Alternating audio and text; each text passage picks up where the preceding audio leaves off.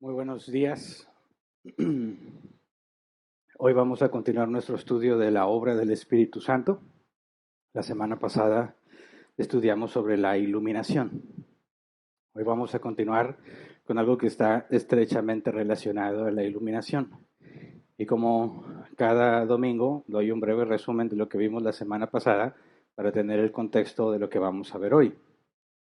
Dijimos que la iluminación es la doctrina que describe la obra del Espíritu Santo para ayudar al creyente a comprender la palabra de Dios. Es decir, es lo que el Espíritu Santo hace en aquellos que han sido regenerados para que entiendan la Escritura.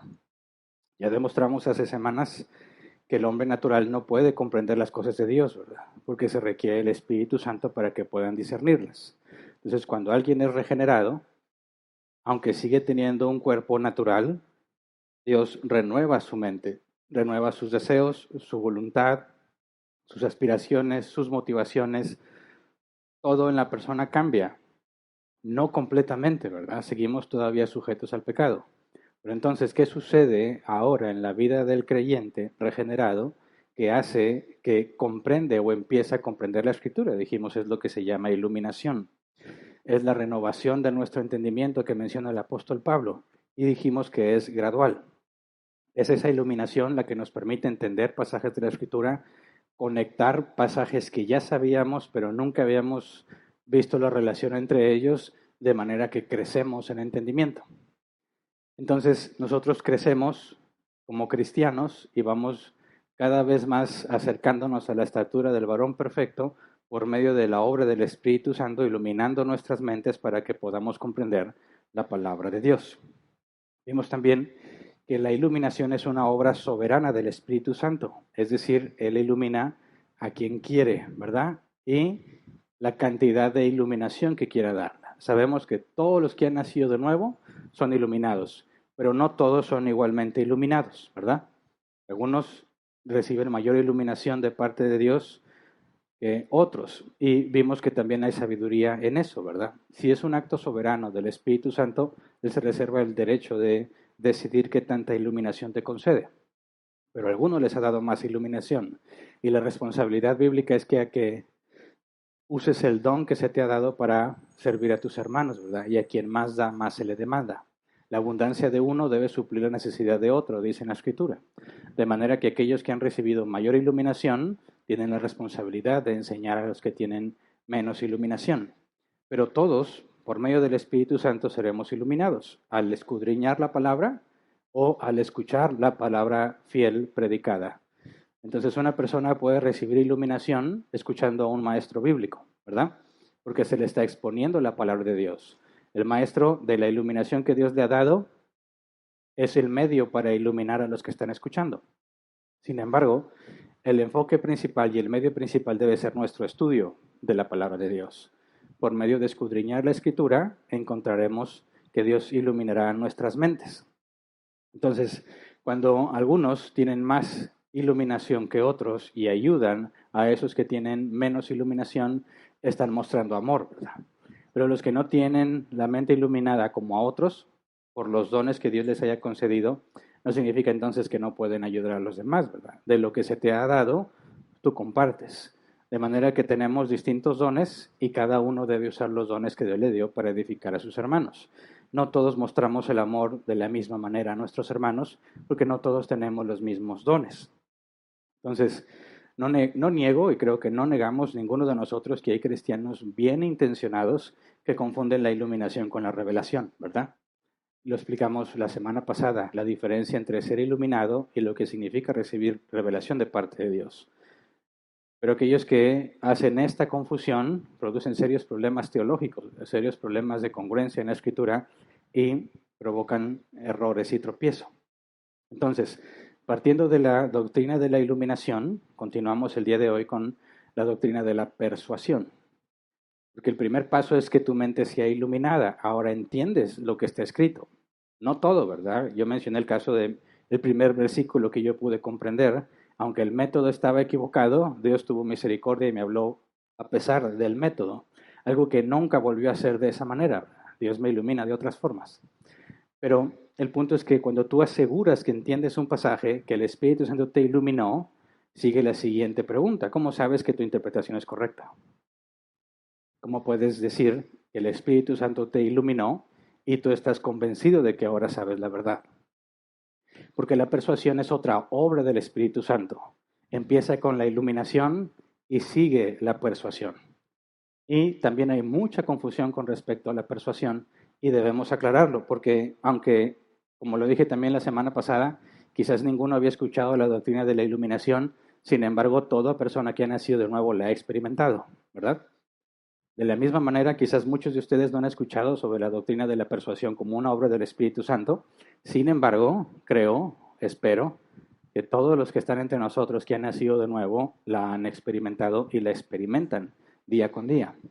Entonces quizás desconozcas el concepto, pero te aseguro que tienes la experiencia, en el mejor de los casos, ¿verdad?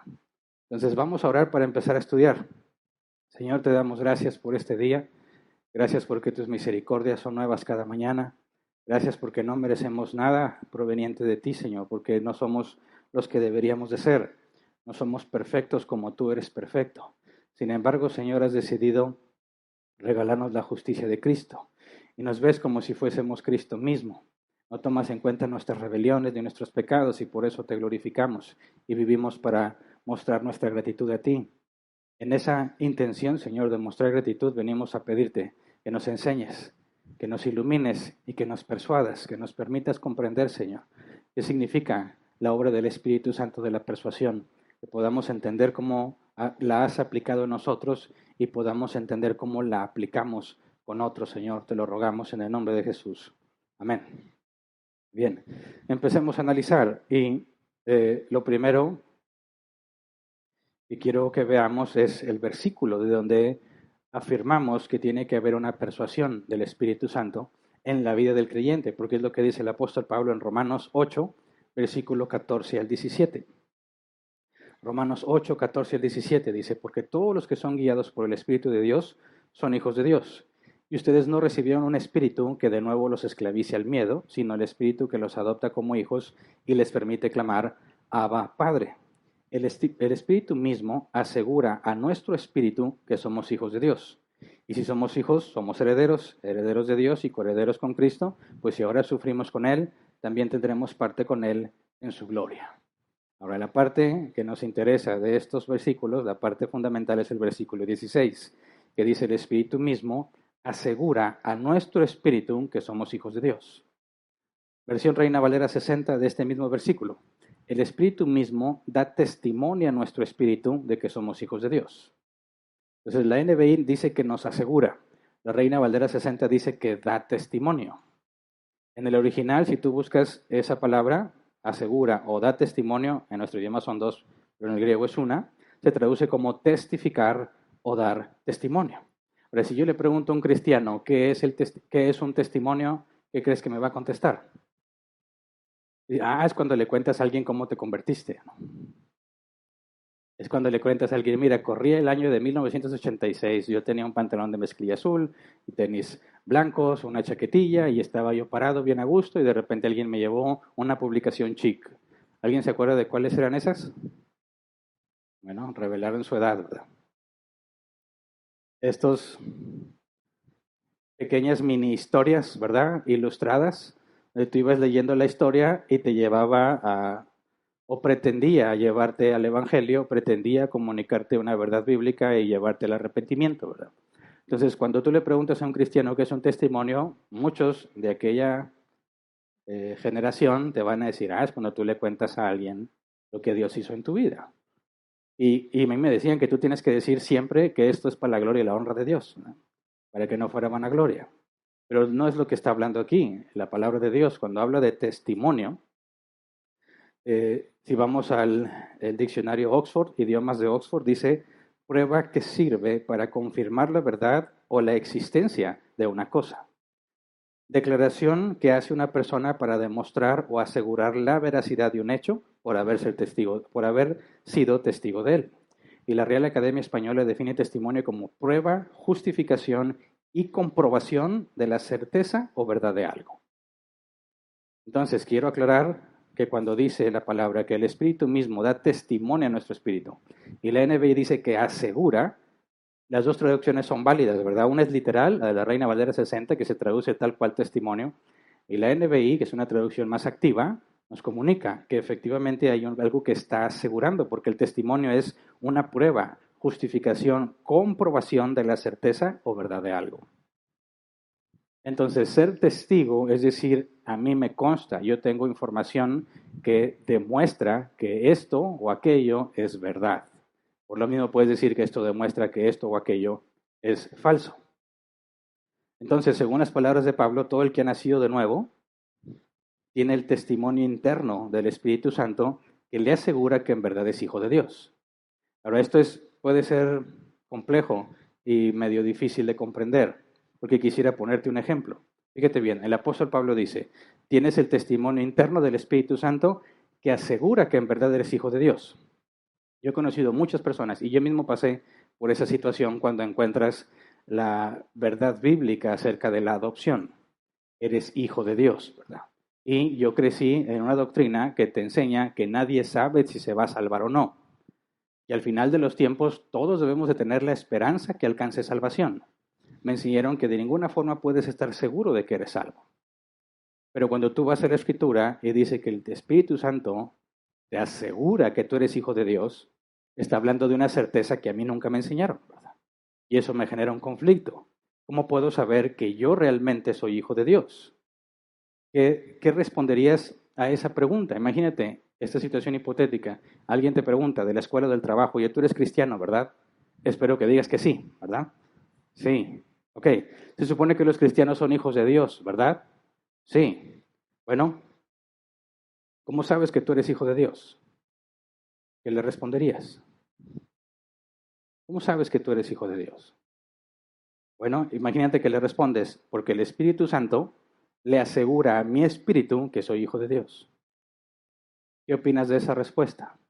No puedes negar que es una respuesta bíblica, ¿verdad? Es lo que dijo el apóstol Pablo. El Espíritu Santo da testimonio a mi espíritu que en verdad soy hijo de Dios. Entonces, cuando alguien me pregunta, ¿qué te hace pensar que eres hijo de Dios? Yo podría decirle, bíblicamente correcto, lo que diga al explicarle, el Espíritu Santo que está en mí me asegura que soy hijo de Dios. Es bíblicamente correcto, sin embargo, no suena raro, no sé si lo percibas. Suena raro porque si yo le pregunto a un mormón, ¿crees en el libro del mormón? ¿Qué crees que me va a decir? Que sí. Yo le pregunto, ¿por qué? Ah, porque el Espíritu Santo que está en mí me asegura que el libro del mormón es verdad. ¿Qué responderías? Y si le preguntas a un musulmán, ¿tú crees en el Corán? ¿Crees que el Corán es la palabra de Dios? Te va a decir sí. ¿Por qué? Porque Dios en mi interior me asegura que el Corán es verdad. ¿Se entiende el problema? Entonces juntas a un mormón, juntas a un musulmán y juntas a un cristiano. Y los tres te pueden decir exactamente lo mismo. El Espíritu Santo que está en mí me asegura de que soy un hijo de Dios. Me asegura que la Biblia es verdad. Me asegura que el libro del Mormón es verdad. Me asegura que el Corán es verdad. Entonces, ¿qué hacemos? ¿Quién tiene la verdad? ¿Pueden tener la verdad los tres? ¿El mormón, el musulmán y el cristiano? No. Nuestra cultura el día de hoy asegura que los tres tienen cada quien su verdad, ¿verdad? Pero eso es absurdo, es incoherente. Porque lo que afirma el libro del Mormón y lo que afirma la Biblia y lo que afirma el Corán, aunque en algunas cosas concluyen lo mismo, en muchas otras son exclusivas entre sí. Si el libro del Mormón es verdadero, la Biblia miente. Si el Corán es verdad, la Biblia miente. Y si la Biblia es verdad, tanto el libro del Mormón como el Corán mienten. Entonces no podemos decir que los tres tienen verdad y cada quien su verdad, o que cada quien tiene una parte de la verdad. La verdad es una, ¿verdad? Entonces, pensemos un ejemplo entre cristianos. Cuando un cristiano te dice, los cristianos no deben juzgar a nadie porque así lo dice la Biblia. Y cita Mateo 7:1, no juzguen para que nadie los juzgue a ustedes. Ok, está citándote un pasaje bíblico, ¿verdad? Y tú crees que esa persona está plenamente convencida que es verdad que un cristiano no debe juzgar? Yo creo que están plenamente convencidos, ¿verdad? A mí también me enseñaron eso y yo estaba plenamente convencido que nadie puede juzgar. Y eso llevó a muchos excesos, porque tú podías ver que se hacían cosas completamente incorrectas y no podías decir nada porque nadie puede juzgar. El problema es que eso entra en conflicto con otros pasajes bíblicos, ¿verdad? Le puedes responder, Juan 7:24, no juzguen por las apariencias, juzguen con justicia. Y también son palabras de Jesús. Entonces tenemos un versículo que dice, no juzguen para que nadie los juzgue a ustedes. Y luego el mismo Jesús dice, no juzguen por las apariencias, juzguen con justicia. Entonces podemos decirle, no puedes concluir que no debes juzgar. Lo que puedes concluir es que tu juicio no debe ser hipócrita, tu juicio debe ser justo, ¿verdad? Y luego le leemos 1 Corintios 2, 14 al 15. Dice, el que no tiene el Espíritu no acepta lo que procede del Espíritu de Dios, pues para él es locura. No puede entenderlo porque hay que discernirlo espiritualmente. En cambio, el que es espiritual lo juzga todo, aunque él mismo no está sujeto al juicio de nadie. Entonces, no solamente debo hacer un justo juicio, sino que debo juzgar todas las cosas si es que soy espiritual. Entonces, le preguntaréis a esta persona, bueno, ahí está la evidencia. ¿Sigues pensando que el cristiano no debe juzgar? No sé si a alguien ya le ha tocado hacer ese intercambio con algún cristiano que afirma que no debe de juzgar. A mí me ha tocado muchas veces. Y le muestras la evidencia y le preguntas, entonces, ¿puedo juzgar o no puedo juzgar a raíz de lo que hemos leído? Pues a mí Dios me ha mostrado que no debo juzgar. ¿Verdad? ¿Lo has escuchado? Entonces, ¿quién tiene la razón? Cuando el apóstol Pablo dice que el Espíritu le da testimonio a mi espíritu, está hablando de algo interno que los demás no pueden ver, ¿verdad? Los demás no pueden saber, yo lo puedo saber dentro de mí. Pero otros aseguran que también están completamente seguros de que Dios les ha revelado cosas. Por eso también les comenté varios ejemplos que incluso resultan cómicos en el tema de la iluminación, ¿verdad? Cuando interpretan algún pasaje de la Escritura, lo interpretan según su propia conveniencia, según su propio contexto. No están haciendo una interpretación correcta. Entonces las afirmaciones que hagamos asegurando que Dios nos ha confirmado interiormente, aunque tenemos que conceder que bíblicamente eso es válido, ¿cómo hacemos para resolver si efectivamente eso está sucediendo dentro de una persona? ¿Verdad?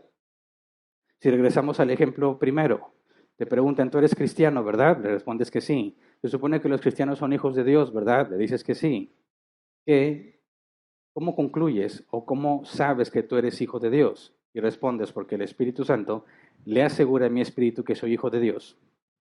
Tendríamos que hacernos la pregunta, ¿estás hablando de algo objetivo o de algo subjetivo? ¿Se acuerdan la distinción entre ser objetivo y ser subjetivo? Algo que es objetivo no depende de las emociones ni de las preferencias de nadie. Algo que es subjetivo depende de las emociones y las preferencias de alguien. Por ejemplo, hablemos de preferencias y emociones que van a generar polémica. ¿A quién le gustó la película de Barbie?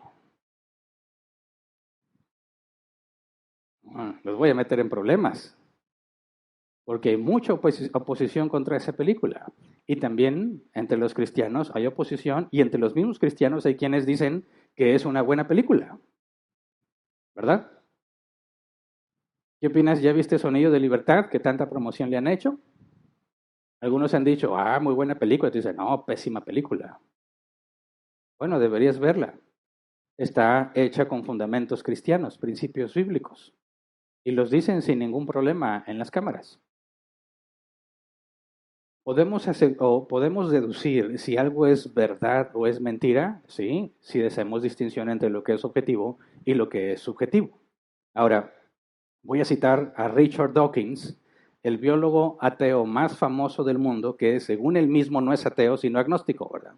Eso es lo irónico, lo consideran el ateo más famoso del mundo, pero él mismo asegura que no es un ateo, sino un agnóstico. Un ateo es el que afirma no hay Dios. Un teísta es el que afirma hay Dios. Y un agnóstico es el que dice no sé y no se puede saber. ¿Me explico?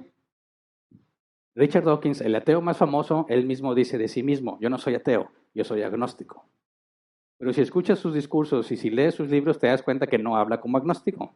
sino como ateo, ¿verdad? Entonces voy a citar textualmente lo que dice en uno de sus libros. Dice, la fe es la gran escabullida, la gran excusa para evitar la necesidad de pensar y evaluar las diferencias. La fe es creer a pesar o incluso tal vez debido a la falta de evidencias. O sea, muchos afirman que la fe es creer a pesar de la evidencia. Dicen, creo aunque no tengo evidencia o creo a pesar de que la evidencia dice lo contrario. Y así es como pretenden definir qué es la fe. ¿Me explico? Han definido la fe como algo subjetivo, algo que tú decidiste creer, no como algo objetivo, no como algo que es verdadero y que no depende de las preferencias y los gustos de nadie, sino como algo que depende de cada persona. Yo me acuerdo mucho que estaba apenas creo que era mi segundo trabajo, tengo más de 30 años trabajando, era mi segundo trabajo, yo todavía tenía mucha vergüenza de hablar de las cosas de Dios y me daba mucha vergüenza decir que era cristiano, porque estaba acostumbrado a que se burlaran de mí y yo no tenía forma de responder. Entonces estábamos en una reunión de trabajo con un cliente. La persona que nos asignaron del cliente iba a revisar un sistema que estábamos haciendo. Y no sé cómo esta señora tocó el tema de Dios y de la Biblia. Y yo me puse muy nervioso, porque seguramente me van a preguntar si yo soy cristiano. Y a mí eso me daba pavor. ¿Por qué? Porque ignoraba muchísimas cosas y no tenía forma de articular mi fe. Entonces esta señora empezó a hablar de Dios. Nos ignoró por completo el tema de la junta, un tema laboral, y empezó a decir que Dios existe y que Dios es muy grande y que ella tiene evidencia. Y estaba esta mujer, estaba un compañero de ella de ese trabajo y estaba yo. Yo decía, ok, retomemos el tema para desviar la conversación, ¿verdad? No, no, espérate, es que quiero platicarte que una vez fui a una iglesia y lo que sentí me llenó. Es la evidencia de que Dios existe. Y me llamó la atención, dije, bueno, yo también sentí muy bonito y sentía todavía en ese cuando voy a la iglesia. Y me siento lleno y me siento pleno. Y estaba la otra persona que era un incrédulo y le decía, ¿y cómo sabes que es Dios? Y dijo la señora, por lo que se siente aquí. Cuando entré a la iglesia, me inundó una paz, una tranquilidad, una sensación de bienestar. Pude sentir a Dios. Ahora se parece a lo que yo estaba acostumbrado a escuchar como testimonio de que Dios existe, como testimonio de que el Espíritu Santo está en algún lugar, lo que sientes, la presencia de Dios. Entonces, bueno, dejé que el tema siguiera, ¿verdad? Y la señora estaba hablando y explicando hasta que le preguntaron. Yo no hablé prácticamente. Me preguntó, bueno, ¿y a qué iglesia fuiste? Dijo, a la Basílica de Guadalupe. En ese momento me di cuenta que no estábamos hablando de lo mismo, ¿verdad? Y luego ya fue más específica. Cuando vi a la Virgencita así tan grandota, me llenó de amor. Ok, bueno. ¿Fue el Espíritu Santo quien la persuadió de eso? Ella dice que sí. Para ella eso es evidencia de Dios. ¿Cómo le puedes decir que no? ¿Puedes o no puedes? ¿Puedes afirmar que esa experiencia es falsa? No puedes afirmar que esa experiencia es falsa, ¿verdad? Porque ella es la única que lo experimentó. ¿Podemos afirmar si eso provino de Dios o no? Bueno, esos son los temas delicados que muchos prefieren evitar, ¿verdad? ¿Quién eres tú para juzgar? Ya toqué el tema del juicio. ¿Se puede saber o no se puede saber? Bueno, si la Biblia afirma algo y nosotros decimos que la Biblia dice la verdad, lo que la Biblia afirma, por consecuencia, debe ser objetivo. ¿Me explico? La verdad es objetiva. Siempre pongo este ejemplo y espero que sea ilustrativo. A mí, la nieve de fresa, el helado de fresa es de mis favoritas. Y ahí está en segundo lugar la que tiene Oreo.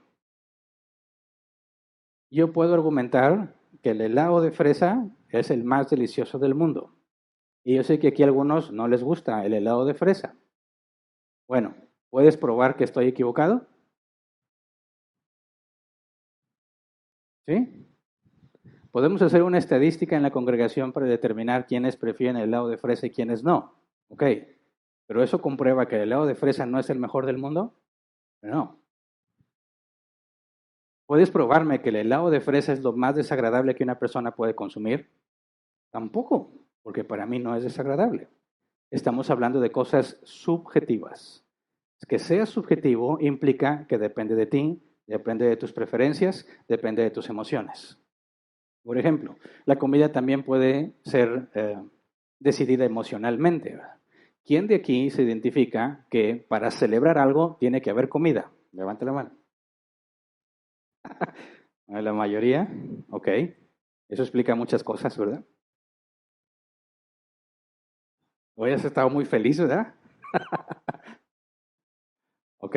Hay quienes dicen, yo como porque es necesario. Si no me muero. Entonces ellos están lejos de muchísimos problemas que aquellos que relacionamos la comida con algo emocional, ¿verdad? Fíjate bien, los tacos siempre son deliciosos, pero no siempre es el mejor momento para tacos. ¿Estamos de acuerdo? Ahí hay sabiduría, mis hermanos, ¿verdad? Por ejemplo, unos buenos tacos de bistec con salsa no se me antojan en la mañana recién levantado, pero ¿qué me dices de unos tacos a vapor? Esos caen muy bien en la mañana, en la noche no me gustan tanto. Entonces yo puedo argumentar el mejor momento del día según mi estado de ánimo para saber qué comida es la más apropiada. Para disfrutar, si me voy a concentrar, necesito café con galletas, ¿verdad? Si estoy viendo deporte, necesito una bebida bien helada. Si estoy en el cine, palomitas, nachos, acarameladas o con chile. Hay muchísima variedad y nunca nos vamos a poner de acuerdo en eso. ¿Estamos de acuerdo? No podemos decir que el helado de fresa o los tacos a vapor en la mañana es lo mejor como una verdad objetiva, porque es algo subjetivo. Pero sí podemos argumentar en cuestiones objetivas. Podemos decir con toda certeza que comer en exceso es malo, ¿verdad? Aunque emocionalmente digas que es el mejor momento para comer, aunque digas que es lo más delicioso que hay, aunque digas incluso que comer es un mal necesario, podemos acordar objetivamente que comer en exceso es malo. Y podemos acordar objetivamente que comer en exceso es pecado. Independientemente de qué comes, cuándo comes, qué tanto comes, podemos decir objetivamente que eso es pecado. Y no depende de tu percepción. Ahora me estás diciendo que los tacos a vapor son antibíblicos. No, no los tacos a vapor, sino cuántos te comes. ¿Qué tan seguido los consumes? Entonces podemos hacer una distinción entre lo que es objetivo, no depende de tus preferencias, no depende de tus gustos, no depende de tus emociones, y aquello que es subjetivo, que depende completamente de tus gustos, completamente de tus preferencias y completamente de tus emociones, ¿verdad? Entonces, cuando hablamos de algo que es verdad, o se afirma que algo es verdad, esa afirmación tiene que ser objetiva, comprobable, de acuerdo a la lógica. Si alguien me afirma totalmente seguro que los círculos cuadrados existen, podemos decirle que miente. ¿Por qué? Porque no existen círculos cuadrados. Es una contradicción. O es círculo, que tiene lados y forma ángulos. Perdón, no tiene lados ni forma ángulos, o es cuadrado y tiene ángulos y forman ángulos. Perdón, tiene lados y forman ángulos. Podemos decirle de forma objetiva que no existen círculos cuadrados. Entonces, cuando vamos a la escritura y vemos la definición de fe, fe del griego pistis, proviene de la palabra griega peithó. Pistis se traduce como fe o fidelidad. Peithó, estar convencido de lo que es digno de confianza, convencido por Dios. Según el diccionario, habla de ser persuadido en la definición simple. Persuadir, ser persuadido, fe, fidelidad. La definición, según el diccionario, convencer a alguien por medio de argumentos y evidencia. Eso es ser persuadido. Convencer a alguien por medio de argumentos y evidencia. Persuadir, según la Real Academia Española, inducir, mover, obligar a alguien con razones a creer algo. Razones. Por medio de razones eres convencido de algo. Por medio de razones consideras, concluyes que algo es verdad. Por eso la palabra fe no debería traducirse como fe o definirse como creer. La verdadera definición es confiar porque es verdadero. Confiar porque es razonable, porque es lógico, porque es coherente. Confío porque es algo objetivo, no depende de mi percepción personal. Entonces, el concepto bíblico de fe no es una fe ciega que cree a pesar de la evidencia o en contra de la evidencia. No es un evento místico dentro de nosotros que nos convence de algo. La fe necesita de razones. Ahora profundicemos un poco más en eso, porque una razón, según la Real Academia Española, es orden y método en algo. Razonar, según la Real Academia Española, es ordenar y relacionar ideas para llegar a una conclusión. Exponer razones para explicar o demostrar algo. Fíjate bien que estamos hablando de cosas objetivas. Cuando hablamos de la lógica, es algo objetivo. Hay leyes de la lógica. No depende de ti creer si existen círculos cuadrados o no. Es algo imposible. En todo el universo no existe nada que sea ilógico. No existen los solteros casados, aunque ellos digan que son solteros. Si está casado, no es soltero. Aunque diga que la mujer no lo quiere y ya se va a divorciar, sigue casado. No existen los casados solteros, ¿verdad? No existen los jóvenes viejos.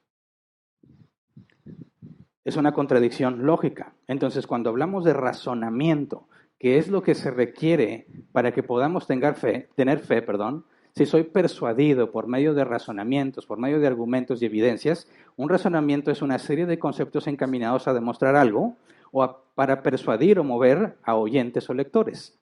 Un razonamiento, según la Real Academia Española, serie de conceptos encaminados a demostrar algo. Cuando yo te doy un razonamiento es que te doy varias razones, argumentos o evidencias para llegar a una conclusión. Y esos razonamientos y evidencias deben de ser objetivos, porque estoy tratando de probar de que algo es verdad. Hablar de la verdad tiene que ser en términos objetivos. Ahora, la fe cristiana, por definición, entonces es razonable. Se requiere evidencia, se requiere argumentos para que pueda confiar. Allí es donde entra la obra del Espíritu Santo con respecto a la persuasión. Pero cuando hablemos, recordemos lo que implica dar testimonio. Testimonio, prueba que sirve para confirmar la verdad o la existencia de una cosa. Declaración que hace una persona para demostrar o asegurar la veracidad de un hecho por haber sido testigo de él. O sea, implica razonamientos. Dar testimonio es proveer razonamientos, evidencias que demuestran que algo es verdadero. Real Academia Española, testimonio, prueba, justificación y comprobación de la certeza o verdad de algo. Entonces, dar testimonio no es contar una historia de algo que pasó. Dar testimonio es dar razones, evidencias que demuestran que algo es verdadero. ¿Se entiende? Ahora, en Romanos 8:16, Reina Valera 60, el Espíritu mismo da testimonio a nuestro espíritu de que somos hijos de Dios. ¿Qué significa entonces? ¿El Espíritu Santo te convenció de forma sobrenatural de algo que aunque no hay evidencia? ¿De que internamente tú puedes afirmar que porque sentiste aquí cosquillitas o ñáñaras o una paz o una plenitud, eso significa que estás convencido por el Espíritu Santo? No, definitivamente no. Para que alguien asegure que el Espíritu Santo le da testimonio de que es hijo de Dios, necesariamente requiere razonamiento, evidencias y argumentos que demuestran que eres hijo de Dios. No se refiere a un estado mental ni a un estado emocional o sensorial. Se refiere a la evidencia y los argumentos que comprueban que eso es verdad. Entonces, la verdad es objetiva. Aquello que prueba y comprueba que algo es verdadero debe ser objetivo. El Espíritu Santo obra en nosotros para persuadirnos con las evidencias y argumentos de la palabra y de la obra de Dios. ¿Me explico? De hecho, sería un ejercicio muy útil que tú deberías hacer en tu vida regularmente. Reflexionar por qué haces lo que haces. ¿Por qué dices lo que dices? ¿Cuál es el razonamiento detrás de tu comportamiento? Porque todo comportamiento nuestro, aunque no estés consciente de eso, tiene un razonamiento detrás. Todo lo que hacemos, sea de acuerdo a la palabra de Dios o contrario a la palabra de Dios, tiene un razonamiento atrás que te llevó a esa conclusión, ¿verdad? Tú le puedes preguntar a muchas personas, ¿por qué comes lo que comes? Porque me hace feliz. Me siento triste, me siento angustiado, la comida me hace sentir bien, ¿cómo? Hay un razonamiento. Aunque la persona diga, no sé por qué como porque me gusta.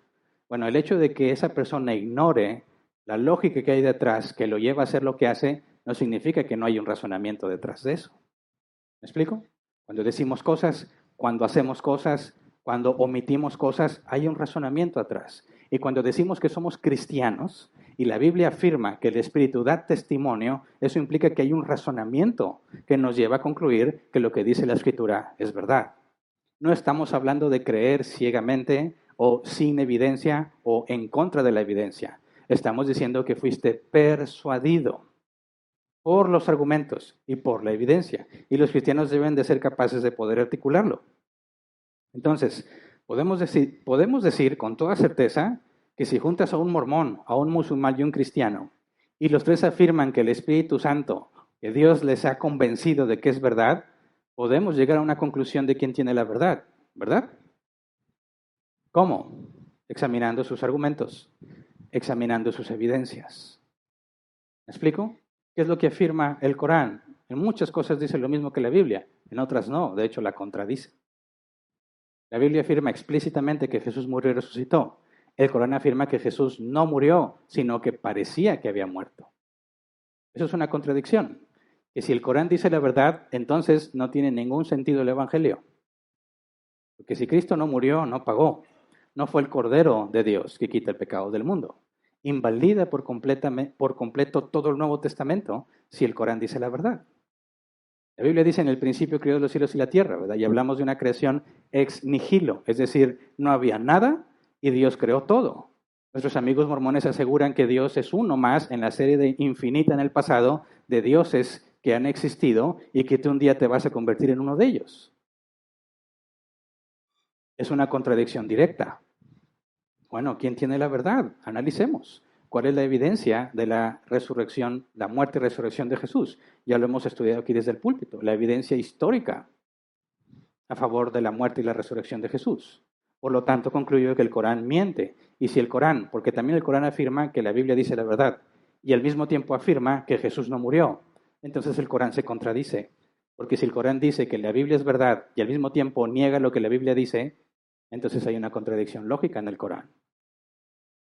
Y es fácil deducir de nuestros amigos mormones incluso sin tocar la Biblia, con la ciencia. No existen pasados infinitos. Si hubiese un número infinito de eventos antes de nosotros, jamás hubiéramos llegado a este día. ¿Me explico? Recuérdense matemáticas de la preparatoria, o quizás algunos lo vieron en la secundaria. Infinito más 1, ¿a qué es igual? A infinito. Infinito menos 1, ¿a qué es igual? Infinito. Infinito menos 100, infinito. Infinito menos 10 billones de billones, infinito. Si hay un número infinito de sucesos en el pasado, jamás hubiéramos llegado aquí. ¿Me explico? No puedo confiar en el libro del Mormón, no nada más por eso, sino por muchas otras que no pasan ni siquiera la prueba de la lógica.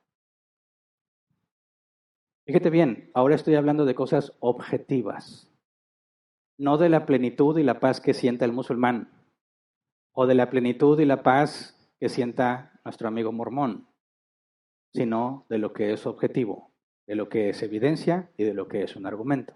¿Me explico?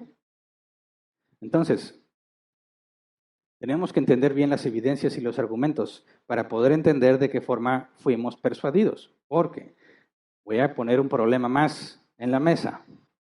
La verdad es objetiva, los argumentos, las evidencias deben ser analizados objetivamente. Sin embargo, la persuasión es subjetiva. ¿Me explico? Las evidencias y los argumentos son objetivos, la verdad es objetiva, pero la persuasión es subjetiva.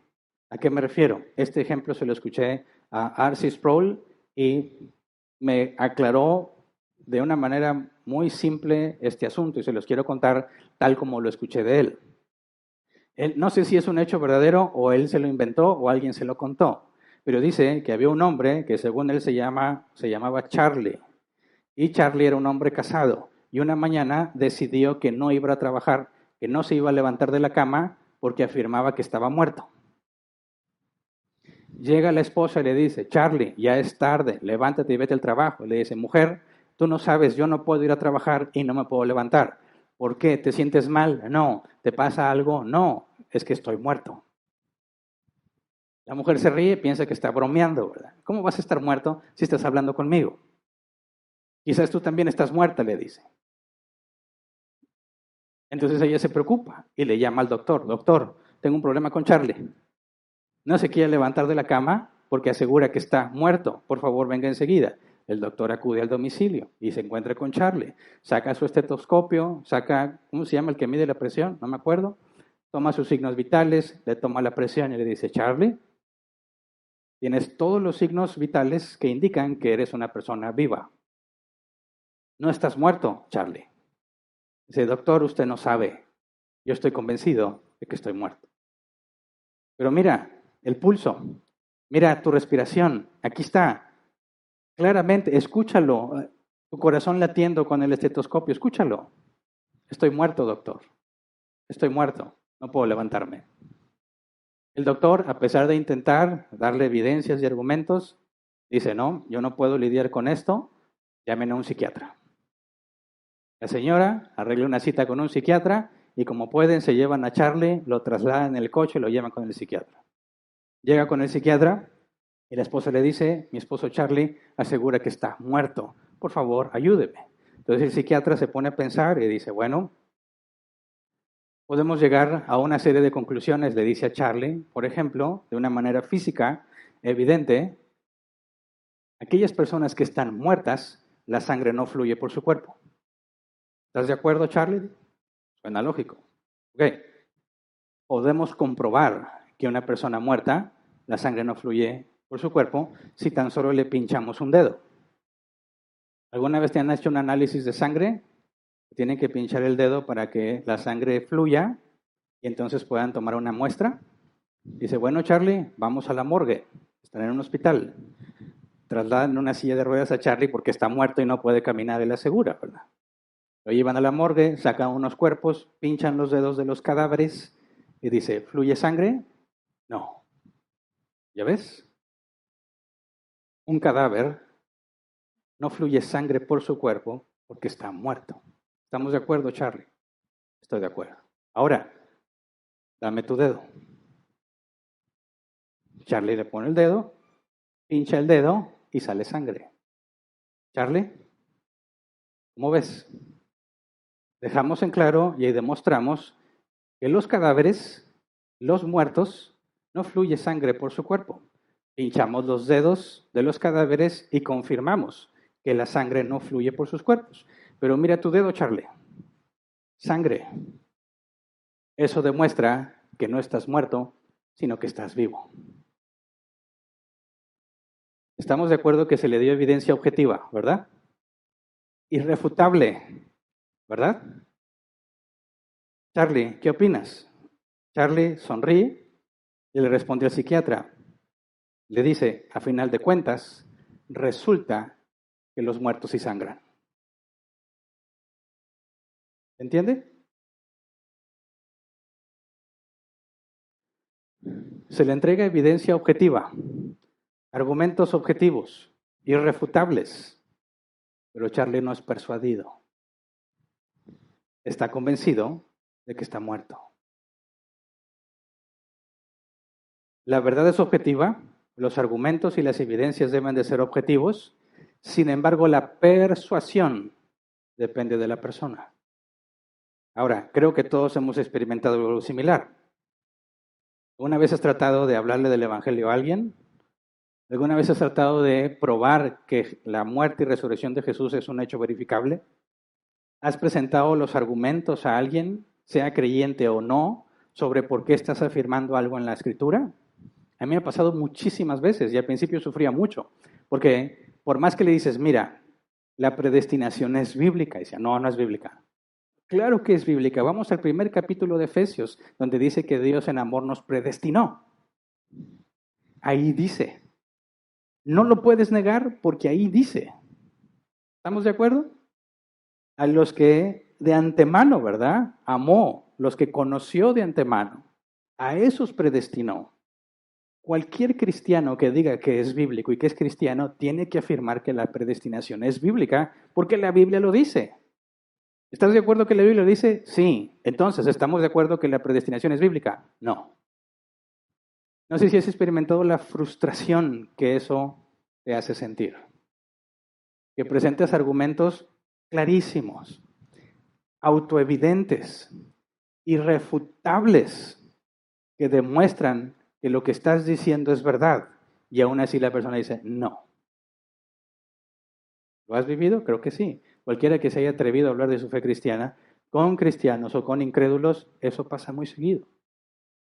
Por muchos años yo dije, bueno, tengo que ser más eficiente a la hora de dar los argumentos.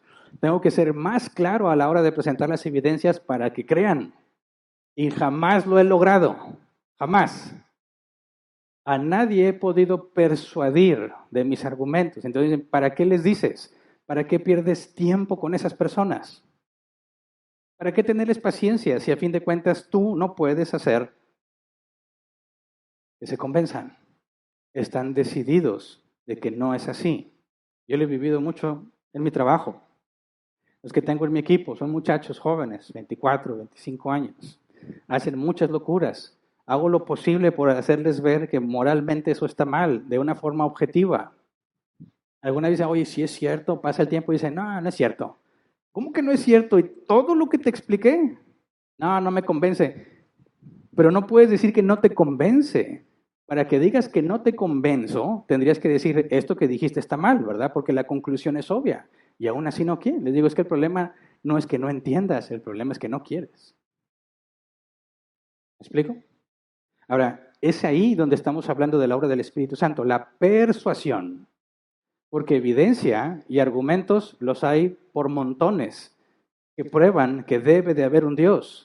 Un solo Dios, no varios, uno solo, porque si es omnipresente no puede haber dos. Si es omnisciente no puede haber dos. ¿Cómo distingues entre uno y el otro? Y aunque les presentas esos argumentos, dicen, no, pues yo sigo creyendo que no existe. Pero ¿basado en qué crees que no existe? No tengo ningún argumento, pero para mí no existe. No son persuadidos, a pesar de los argumentos y de las evidencias. Por eso, aunque los argumentos y la evidencia son irrefutables, no creen. Dice Romanos 9, versículos 16 al 18. Por lo tanto, la elección no depende del deseo ni del esfuerzo humano, sino de la misericordia de Dios. Porque la Escritura le dice al faraón, te he levantado precisamente para mostrar en ti mi poder y para que mi nombre sea proclamado por toda la tierra. Así que Dios tiene misericordia de quien Él quiere tenerla y endurece a quien Él quiere endurecer. Endurece. Eso genera conflicto también para algunos. ¿Cómo que Dios endurece? O sea, ¿que Dios los hace pecar? No, la Biblia afirma que Dios no tienta a nadie. Dios no hace pecar a nadie. Dios permite el pecado que las personas libremente deciden hacer. Pero el pecado nace de la concupiscencia de la persona que lo comete. Dios no pone el deseo de pecar, ni Dios incita a las personas a pecar. Cuando Dios permite que pequemos, es porque tiene un propósito con ese pecado. Y eso es lo que habla de Faraón, ¿verdad? Pero dice, Dios tiene misericordia de unos mientras que endurece a otros. ¿Qué significa que endurece a alguien? La palabra endurecer ahí en griego es volverse inflexible, obstinadamente testarudo, resistiéndose a lo que Dios dice que es correcto. Es lo que dice el diccionario Helms. Fíjate bien, resistiéndose. En Romanos 1 el argumento de Pablo es que los hombres no es que desconozcan la verdad, es que se oponen a la verdad. Se resisten a lo que Dios dice. Ahí está la evidencia, están los argumentos y se resisten. ¿Qué significa que Dios los endurece? Recordemos el caso de Faraón. Él vio todas las plagas, ¿verdad? En Egipto. Experimentó el poder y la evidencia sobrenatural sobre todos los elementos naturales a su alrededor. Si tú lees con cuidado, o si estuviste con nosotros estudiando todo ese tema, te das cuenta que cada uno de los animales, ya sean los piojos o moscas, las ranas, todo lo que menciona la Escritura, el Nilo, todo para ellos representaba una deidad. Cada uno de los dioses de Egipto tenía control sobre las ranas, sobre los cocodrilos, sobre las bestias, sobre el Nilo, etcétera, etcétera. Cuando Dios manda esas señales, está mostrando que Dios tiene control sobre lo que ellos creen que sus dioses controlan. Era una prueba irrefutable del poder y la soberanía de Dios. ¿Y qué hizo Faraón con toda esa evidencia? La negó. La negó. Se le advirtió que Dios mataría a los primogénitos. No le importó, el primogénito murió. ¿Verdad? ¿Cómo es posible que alguien tenga toda esa evidencia contundente delante de él? Todos esos argumentos que presentó Moisés, déjalo ir o va a pasar esto para que veas que Dios es el Señor, y no le hace caso. Se le dieron evidencias y argumentos. Como prácticamente ningún otro habitante en toda la tierra en la historia de la humanidad. Y aún así, no creyó. ¿Por qué? La evidencia era objetiva. Los argumentos eran objetivos, pero no fue persuadido. Pablo explica el problema con Faraón en Romanos 1. Pasemos brevemente por ahí. Romanos 1, 22 al 25. Dice, aunque afirmaban ser sabios, se volvieron necios y cambiaron la gloria de Dios, del Dios inmortal, por imágenes que eran réplicas del hombre mortal, de las aves, de los cuadrúpedos y de los reptiles. Por eso Dios los entregó a los malos deseos de sus corazones, que conducen a la impureza sexual, de modo que degradaron sus cuerpos de los unos con los otros. Cambiaron la verdad de Dios por la mentira, adorando y sirviendo a los seres creados antes que el Creador, quien es bendito por siempre. Amén. Fíjate, cambiaron la verdad por la mentira. Tenían la verdad a su alcance, las evidencias, todo, no lo quieren. Romanos 1, 26 al 27. Por tanto, Dios los entregó a pasiones vergonzosas. En efecto, las mujeres cambiaron las relaciones naturales por las que van contra la naturaleza. Asimismo, los hombres dejaron las relaciones naturales con la mujer y se encendieron en pasiones lujuriosas los unos con los otros. Hombres con hombres cometieron actos indecentes y en sí mismos recibieron el castigo que merecía su perversión. Versículo 28-32. Además, como estimaron que no valía la pena tomar en cuenta el conocimiento de Dios, Él a su vez los entregó a la depravación mental para que hicieran lo que no debían hacer.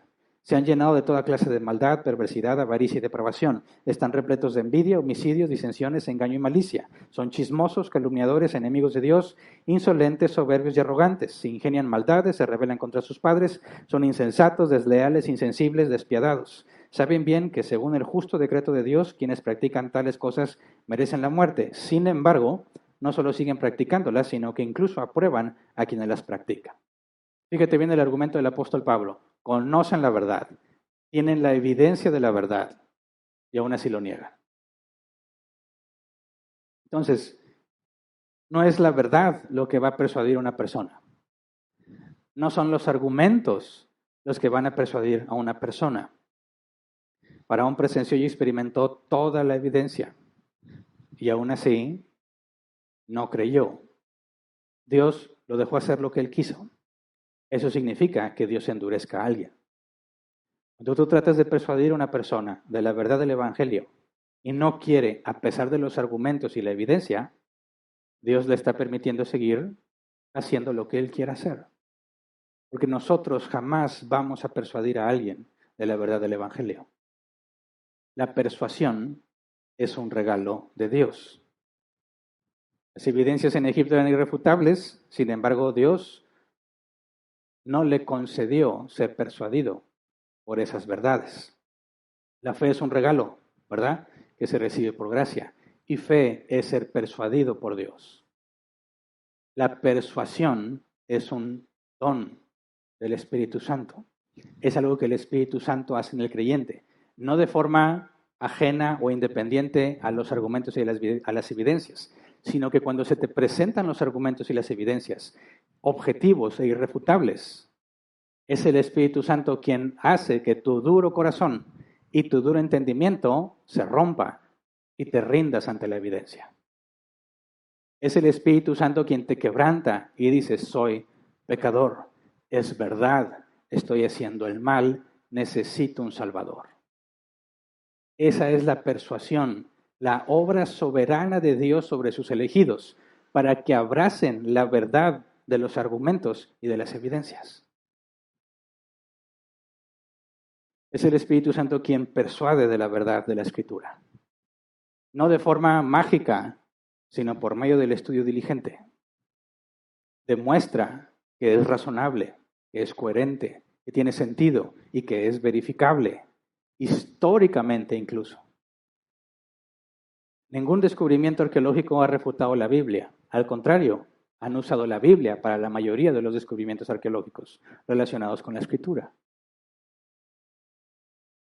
El Espíritu causa que nos rindamos y nos sometamos a la evidencia.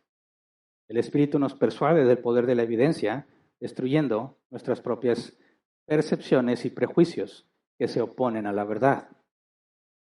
Es un error pensar que a pesar de la evidencia, el Espíritu nos persuade. No, por definición, es el Espíritu quien nos hace abrazar la verdad de la evidencia y los razonamientos. Entonces, como cristianos, nuestro deber es responder a las preguntas, es dar la explicación de la manera más clara posible para que sea algo objetivo, mostrar que es irrefutable. Pero nosotros jamás persuadiremos a las personas de abrazar la verdad de los argumentos y de las evidencias. Eso es algo que solo el Espíritu Santo hace. Nuestra responsabilidad, Pablo se la explica en Timoteo. Segundo de Timoteo 2, 22 al 26, dice, huye de las malas pasiones de la juventud y esmérate en seguir la justicia, la fe, el amor y la paz, junto con los que invocan al Señor con un corazón limpio. No tengas nada que ver con discusiones necias y sin sentido, pues ya sabes que terminan en pleitos. Y un siervo del Señor no debe andar peleando, más bien debe ser amable con todos, capaz de enseñar y no propenso a irritarse. Así, humildemente, debe corregir a los adversarios con la esperanza de que Dios les conceda el arrepentimiento para conocer la verdad, de modo que se despierten y escapen de la trampa en que el diablo los tiene cautivos, sumisos a su voluntad. Allí está el mandato. No vamos a persuadir a nadie, pero es nuestra responsabilidad dar razón de la esperanza que hay en nosotros. Estos son los argumentos por los cuales afirmo que la Biblia es verdad. Estos son los argumentos y las evidencias que demuestran que la Biblia es verdad. Estas son las evidencias y los argumentos que comprueban que soy hijo de Dios, porque Jesús dio información abundante sobre cómo discernir quién es hijo y quién no.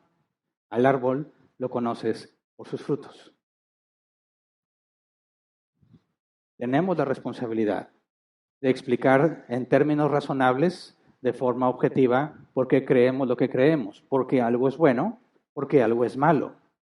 No porque lo sentimos, no porque yo siento, percibo que está bien o que está mal, yo percibo que Dios me dice. No, eso no tiene cabida en el cristianismo. Si tú crees que Dios te dijo algo, dame las evidencias y los argumentos que comprueban que eso es verdad. Pero si no los tienes, no puedes decir que es verdadero. ¿Me explico? Nosotros no podemos persuadir. Presentamos los argumentos y las evidencias y es el Espíritu Santo que soberanamente persuade o endurece según le plazca. Entonces, si hablamos de la iluminación como una obra del Espíritu Santo, lo que sigue es entender la persuasión. Porque una cosa es que yo creo, que entiendo y que ahora es claro para mí ese versículo. Y otra cosa es que sea persuadido y que pueda presentar la evidencia y los argumentos que comprueban que eso es correcto. Entonces, cuando hablo de iluminación, como lo hice la semana pasada, nadie debe de concluir que es una experiencia sensorial que solo queda ahí.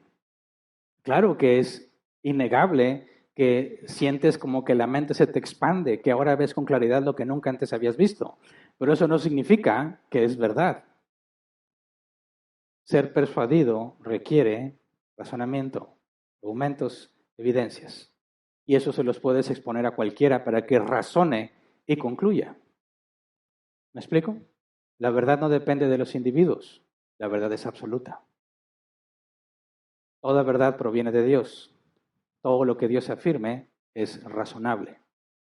Quizás no lo vamos a poder entender exhaustivamente. No podemos entender la omnipresencia. No podemos entender la omnisciencia exhaustivamente. Sabemos lo que es por la definición. Tenemos una idea de lo que implica, pero jamás lo vamos a comprender total y exhaustivamente. Y no lo necesitamos mientras podamos dar una explicación racional de lo que eso implica.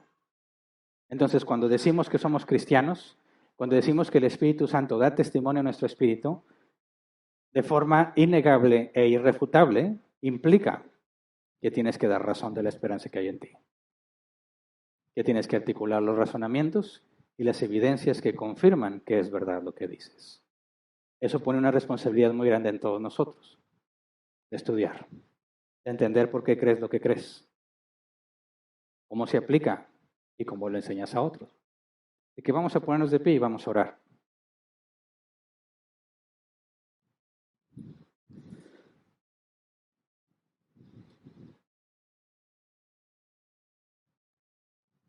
Hermanos, evalúate a ti mismo. ¿Qué respuesta puedes dar si te preguntan por qué eres cristiano?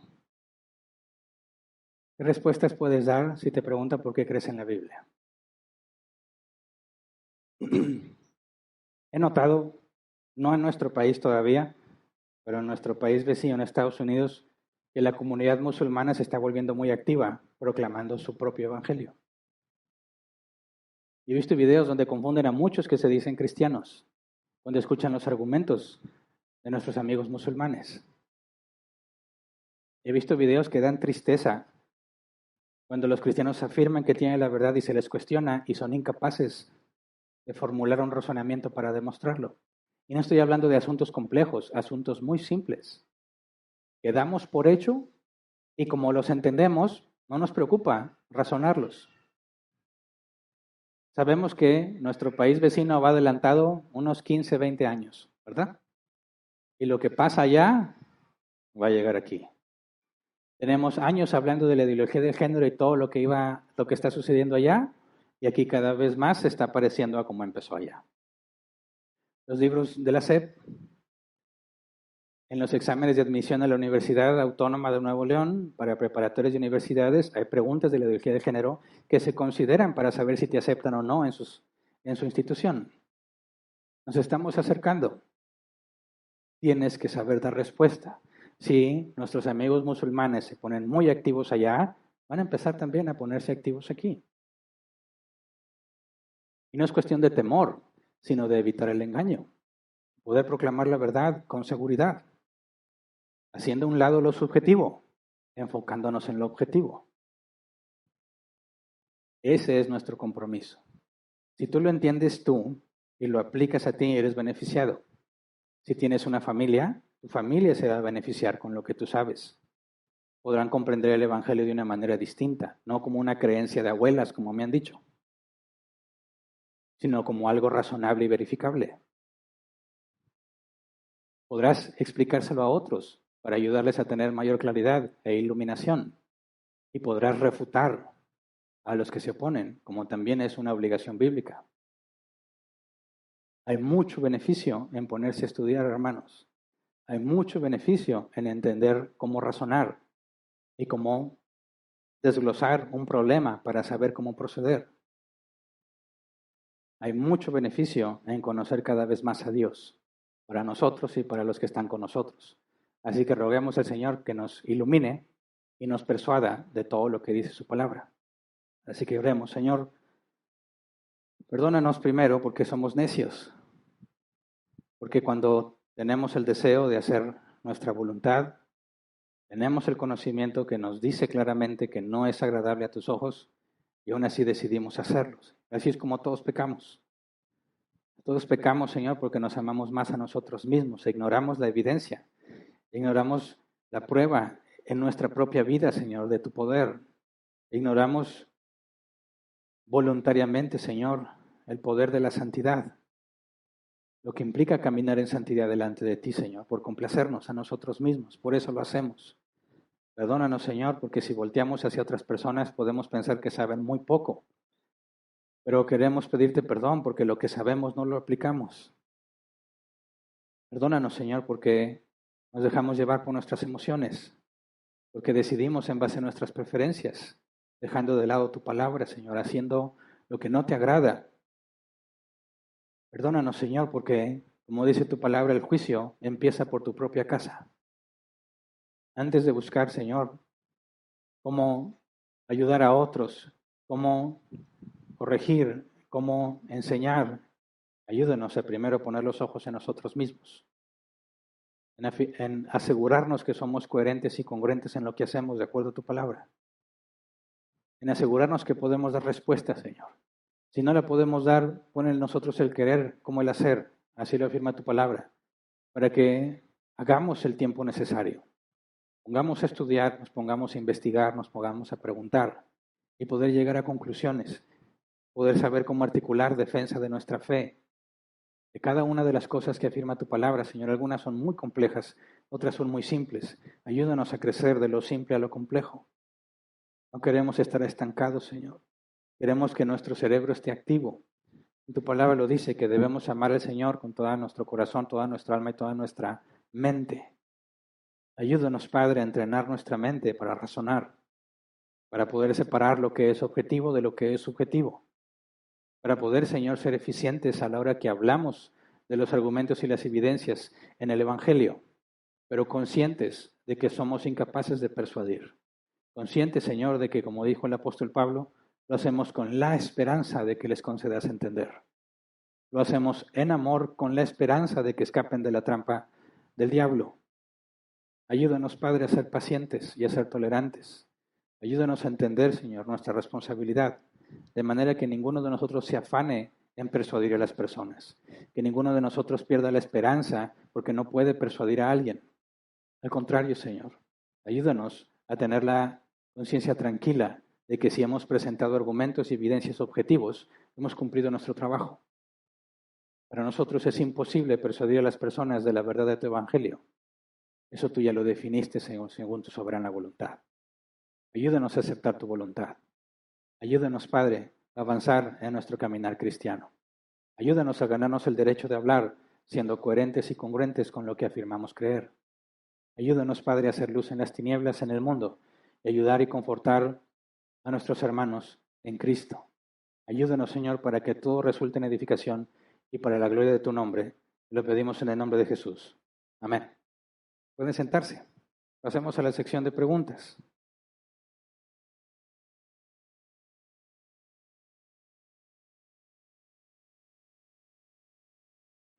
Vamos a dedicar 15 minutos como máximo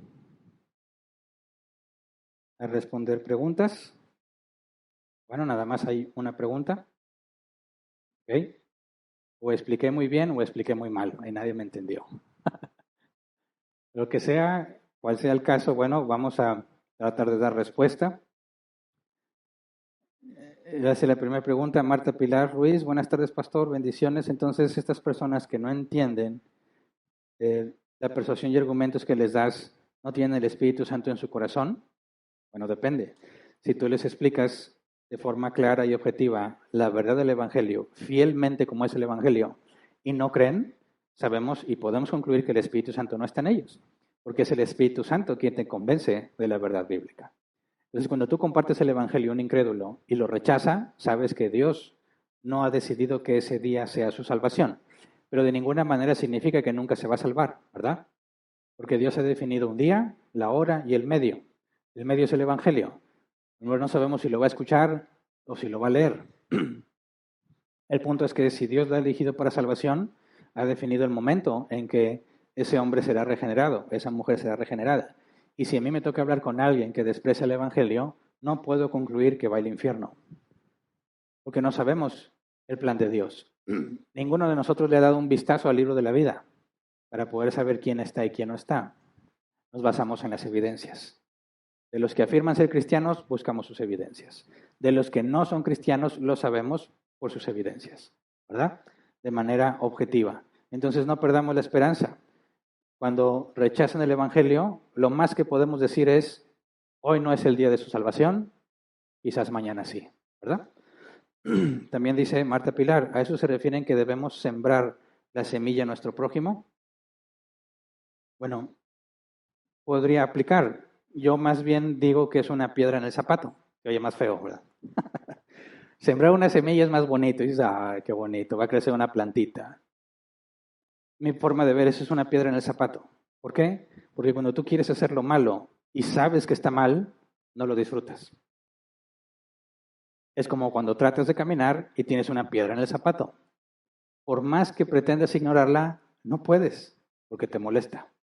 No puedes caminar a gusto como caminabas, porque ahora tienes una piedra en el zapato. Y esa fue mi experiencia personal cuando me hablaban del Evangelio. Para mí era una piedra en el zapato. Algo que no quiero escuchar, algo que no me interesa y no quiero que me molesten al respecto, y lo seguían haciendo. Entonces, la piedra en el zapato ilustra que ya no puedo continuar mi vida como la llevaba, porque algo me estorba. Entonces, yo prefiero la imagen de la piedra en el zapato a la de la semilla en el prójimo, pero eres libre de escoger el que mejor te parezca, ¿verdad? Siguiente pregunta, Francisco dice, buenas tardes, entonces es obligación de todo cristiano ser buen apologista. Claro, es un mandato.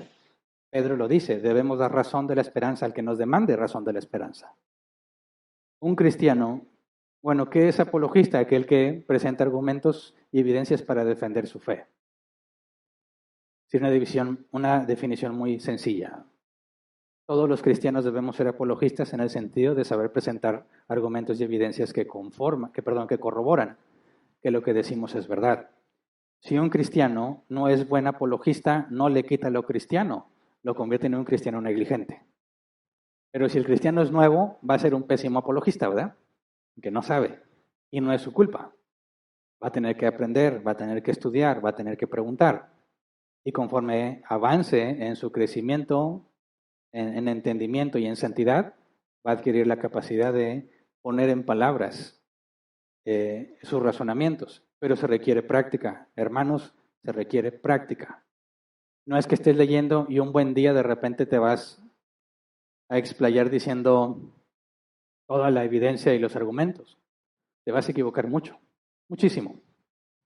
Vas a terminar diciendo que Noé se subió al sicómoro y Moisés al arca. Quien no conozca de Biblia no entiende el chiste, ¿verdad? Quien se subió al sicómoro fue otra persona. No tiene nada que ver con Moisés ni con Noé, fue Zaqueo, perdón, yo iba a decir Nicodemo, fue Zaqueo. Tendrás la mejor de las intenciones, pero si no estás acostumbrado a articular un razonamiento, te vas a equivocar. Por eso necesitas practicar. He escuchado a personas muy bien intencionadas decir pésimos argumentos, ¿verdad? Creo que todos los hemos escuchado. Siempre hay una persona que sí, lo que está diciendo es verdad, pero no lo sabe explicar. Bueno, se requiere práctica. Siguiente, Marta dice, pero Dios nos dejó el Espíritu Santo a todos, Él lo dijo.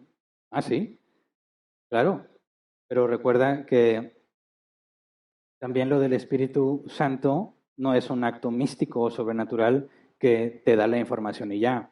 Se requiere que entiendas y estudies las evidencias y los argumentos para poder corroborar el testimonio del Espíritu Santo en ti. Siguiente, Gustavo Carrillo. Buenos días, pastor. ¿Puede una persona creer en la verdad del Evangelio, pero después ya no creer? Es que si hablas de creer, no estás hablando de ser persuadido, ¿verdad? Y la Biblia dice que los demonios creen y tiemblan. Sin embargo, no hay salvación para los demonios. Jesús lo dijo de los fariseos y los maestros de la ley. Escúchenlos cuando enseñan a Moisés, pero no hagan lo que ellos hacen. ¿Qué implica? Que están diciendo correctamente, están enseñando correctamente la ley de Moisés, pero ellos mismos no lo aplican. No están persuadidos de lo que enseñan. Entonces, ¿puede una persona intelectualmente captar el sentido correcto de la escritura? Sí. Hay muchos que tienen doctorados y son muy, muy, muy sabios y conocedores de contextos culturales, históricos, todo lo que dice la escritura. Pueden ir a leer el griego original, abren su Biblia y está en griego, y todo el Nuevo Testamento lo leen así, y luego leen el Antiguo Testamento en hebreo. Conocen mucho más de lo que tú y yo algún día podremos conocer, y aún así no son salvos porque niegan la veracidad de los hechos. Busca este historiador Bart Ehrman. Es uno de los principales en su ramo y es uno de los que, diciendo que era cristiano, se volvió agnóstico. Y él, aunque explica de manera clara algunos pasajes de la Escritura, mientras los explica en su contexto correcto, niega que sean verdad. Entonces, ¿puede una persona tener conocimiento y aplicar la hermenéutica para llegar a conclusiones bíblicas correctas? Sí. Aunque no se ha regenerado, sí, es posible. Por eso Jesús dijo que al árbol lo conoces por sus frutos, no por su conocimiento, por sus frutos. El buen árbol da buen fruto, el mal árbol da mal fruto. El mal árbol no va a dar buen fruto. Entonces, juzgas a la persona por sus obras y por su enseñanza, porque si su enseñanza es incorrecta, tienes la evidencia de que algo está mal. Puedes tratar de corregirlo como Apolos. Si se corrige, gloria a Dios. Si no, sabes que no está siendo usado por Dios. Ahora, puede que su doctrina es correcta, pero sus obras demuestran que él no es cristiano. Igualmente, descartas al individuo como un hijo de Dios, aunque lo que diga sea verdad, como sucedió en el caso de los fariseos y maestros de la ley. Siguiente. Flavia dice, si la gente nos conoce y sabe que aún nos faltan frutos, ¿no debe desanimarnos al hablar del Evangelio? Mira, si nos ponemos a hacer una encuesta entre todos los cristianos y preguntamos quién tiene todos los frutos del Espíritu, ¿cuántos crees que vas a encontrar? Cero. Cero. El único ser humano que tuvo todos los frutos del Espíritu fue Jesús. ¿Verdad? Amor, gozo, paz, paciencia, benignidad, fe, bondad, mansedumbre y templanza. Sí, hay días en que andas bien paciente y hay días que no, ¿verdad? Hay días que andas bien manso y hay días que no, traes la espada desenvainada. El único fiel en tener todos los frutos del Espíritu Santo todos los días de su vida fue Jesús. Ahora, entonces no puedes hablar del Evangelio porque pecas, eso no tiene sentido bíblico, porque la gente no se convierte por tu comportamiento, la gente no se convierte por tus frutos. La gente es convertida por la elección soberana de Dios desde antes de la fundación de los tiempos. Y si Dios puede hacer que por medio de una burra Balaam aprenda algo, créeme que también un burro como tú y como yo, ¿verdad? Entonces, no predicamos el Evangelio porque tengamos una especie de excelencia moral o respaldo de integridad. Predicamos el Evangelio porque es un mandato, en primera instancia. Segundo, porque confiamos que no soy yo el que convierte a las personas. No sé si han leído sobre Charles Spurgeon, el príncipe de los predicadores le llaman. ¿Cómo se convirtió él? Que el pastor principal de una iglesia faltó, no llegó, y uno de los que estaban ahí se puso a predicar. Considera que fue el peor sermón que ha predicado en toda su vida, y Spurgeon estaba ahí por primera vez en la iglesia. Y de las torpes palabras de ese que predicó, del pésimo sermón que ese individuo predicó porque no estaba preparado ni tenía la capacidad, Dios le habló a Spurgeon y lo convirtió.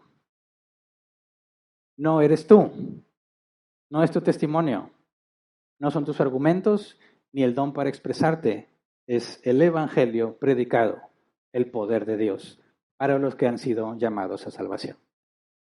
Siguiente, Johnny J. ¿Qué tan eficiente es que a través de redes sociales pretendamos evangelizar o publicar contenido cristiano o iniciar foros de comentarios y respuestas y pseudo debates?